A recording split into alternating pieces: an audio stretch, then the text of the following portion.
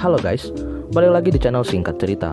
Kali ini, gua bakal membahas sebuah film yang dirilis pada tahun 2009 berjudul I Am Legend. Film ini sendiri bercerita tentang sebuah wabah besar yang terjadi karena kegagalan sebuah obat yang digadang-gadang dapat menyembuhkan kanker. Namun sebelum kalian menonton video ini, akan lebih baik kalian subscribe terlebih dahulu dan share video ini ke teman-teman kalian agar gua makin semangat upload video di channel ini. Dan sebelum mulai, intronya dulu bro.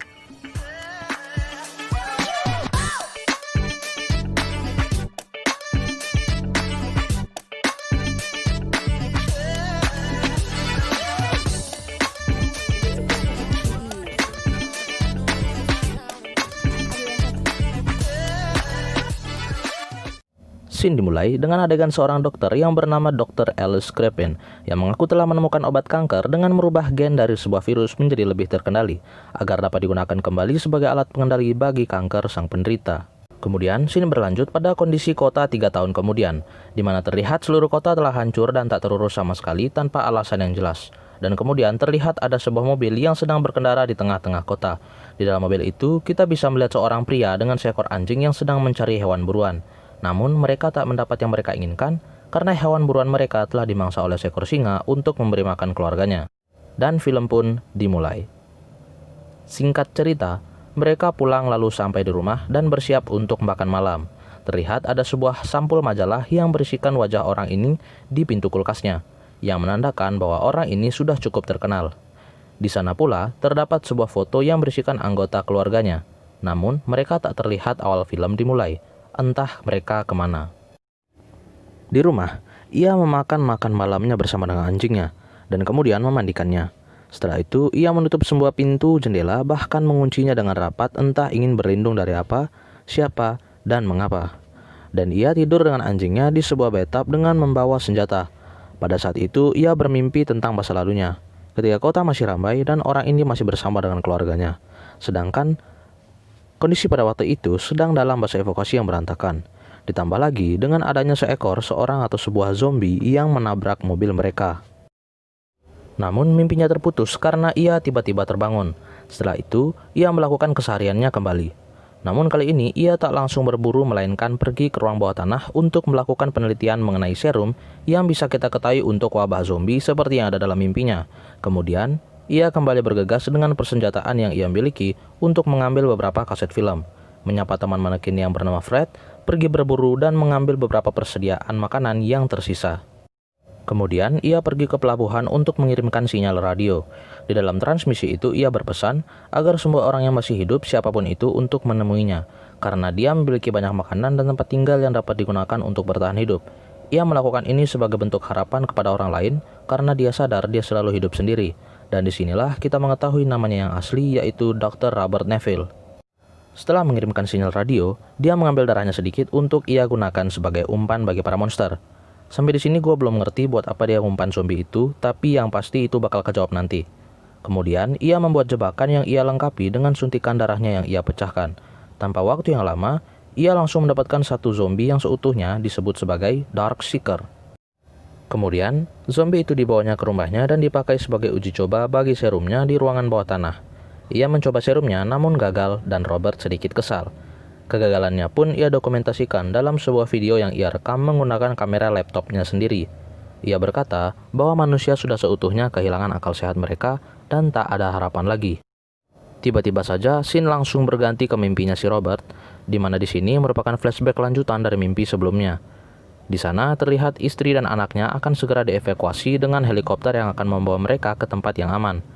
Tapi mimpi pun terputus karena ia tiba-tiba terbangun. Kemudian seperti yang kita ketahui, Robert akan melakukan kesehariannya seperti biasa, mulai dari makan pagi, berburu hewan, mengirim sinyal radio, dan pulang. Namun ada beberapa hal yang aneh ketika ia ingin pulang. Ia berhalusinasi kalau Fred, manekin yang pernah ia sapa pagi hari ketika ia ingin mengambil beberapa kaset, tiba-tiba hidup. Karena hal itu, Robert pun menghampirinya bersama dengan Samantha anjingnya. Dan di sana ia sedikit curiga sampai-sampai ia terkena jebakan yang dirancang oleh ketua zombie tersebut. Ketua zombie melakukan hal itu karena ia ingin membalaskan dendamnya kepada si Robert yang telah menculik istrinya. Robert yang sempat terbentur kepala belakangnya pun pingsan hingga sore hari. Ketika ia terbangun, anjing-anjing Dark Seeker pun dilepas dan menyerang Samantha serta Robert.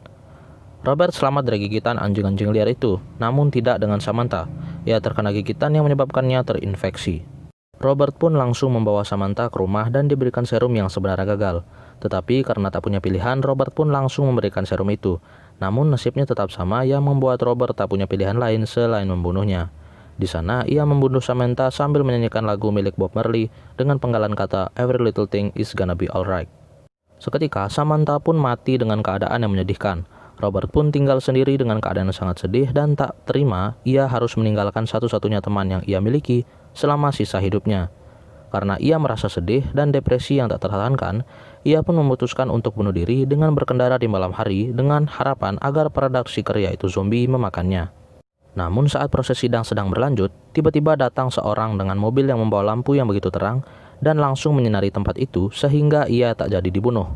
Orang yang membantunya adalah seorang perempuan janda bernama Anna. Anna membantu Robert untuk pulang ke rumahnya, sedangkan Robert berangsur-angsur pingsan. Selama pingsan, ia kembali bermimpi tentang keadaan masa lalu ketika evakuasi, di mana istri dan anaknya terbang dengan helikopter.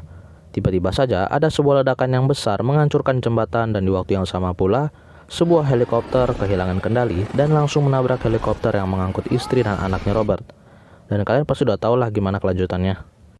Seketika Robert terbangun kembali dan dia telah berada di rumahnya dengan kondisi yang aman meskipun kaki yang terluka. Di sana sudah ada Anna dan anaknya yang bernama Ethan. Robert pun bertanya kepada Anna tentang bagaimana mereka bisa sampai di sini. Anna pun menceritakan semuanya, mulai dari keberangkatan mereka, mengapa dan kemana mereka akan pergi. Anna mengatakan mereka bisa sampai di sana karena sinyal radio yang diberikan oleh si Robert. Dan sekarang, Anna dan anaknya ingin pergi ke sebuah tempat yang berada di atas gunung, yang dimana virus tak dapat hidup di daerah yang bersuhu dingin. Namun, si Robert tidak terima dengan perkataannya si Anna karena Robert yakin bahwa semua orang sudah mati dan tidak ada harapan lagi. Robert pun mengajak Anna untuk berjalan-jalan di kota bersama dengan anaknya, sembari melihat jebakan yang dirancang oleh sang zombie. Namun di sini, Robert tak percaya kalau yang merancang jebakan ini adalah si zombie. Kemudian mereka pulang dan Robert mengajak si Anna untuk melihat seisi ruang bawah tanah miliknya tempat ia bereksperimen. Di sana, Anna sedikit takjub dengan zombie yang sedang diteliti oleh si Robert.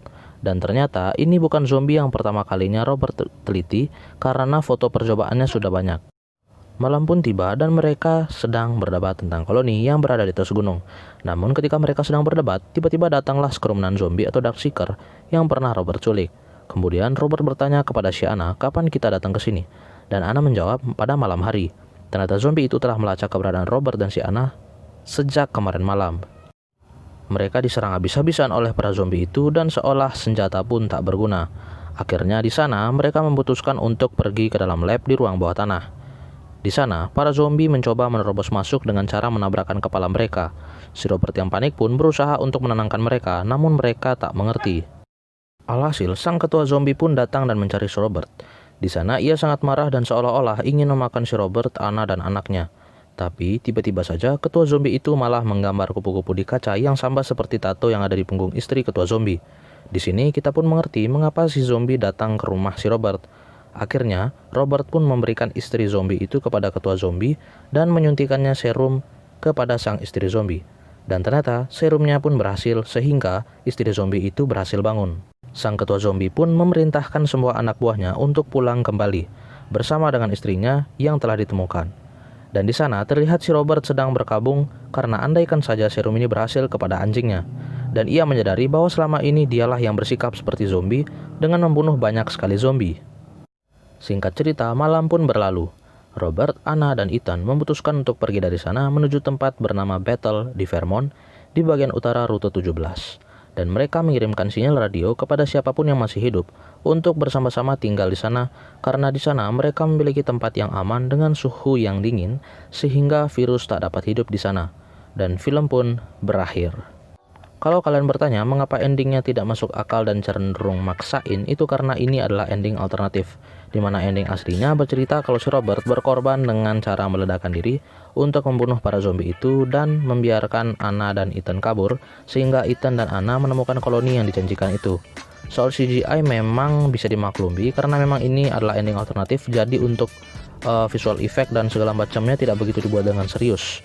Dan alur ceritanya menurut gua udah cukup jelas serta cukup wow ya pada zamannya. Segitu aja dulu dari gua. Jangan lupa untuk subscribe, like, komen, dan share video ini supaya gue cepet-cepet dimonetize untuk membeli kuota yang bakal gue pakai lagi buat kelangsungan channel ini dan menghibur kalian semua tentunya.